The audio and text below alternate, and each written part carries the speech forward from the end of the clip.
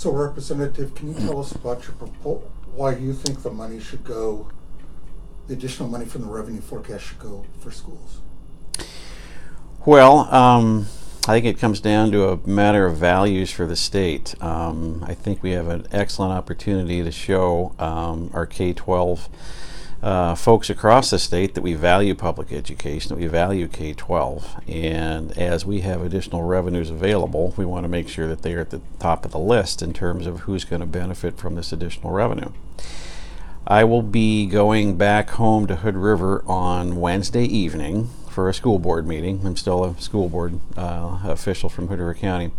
And one of the items on our agenda will be giving our administration the ability to begin to enact reductions in force as of July 1, because the budget that we've already adopted, which is based off of the governor's recommended framework, is a cuts budget for our district. So we have to notify our employees 45 days prior to when any potential reduction in force could occur. So my point is that across the state of Oregon, there are school boards that are seriously budgeting for next year based on what they've been told that they're going to have available, because you have to balance your budget.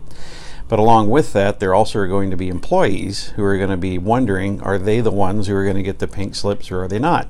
So why would we not, since we have additional revenues available that weren't anticipated, say before we do anything else in terms of trying to balance the budget, we want to make sure K-12 recognizes that they will have additional funds, and hopefully that will forestall some of these pink slips and alleviate a little bit of the anxiety that is beginning to build across our school districts across the state of Oregon. Do you think that Oregon state government has a revenue problem, or does it have a spending problem? I think based on what we know right now at this point in time, I'm going to lean more towards the spending problem. And I don't mean it so much spending like we're just, buying things that aren't of value, but we have a structural deficit problem because of certain cost drivers. Our healthcare costs, insurance costs are out of control. Far exceed the national average and head and shoulders above any of our neighboring states.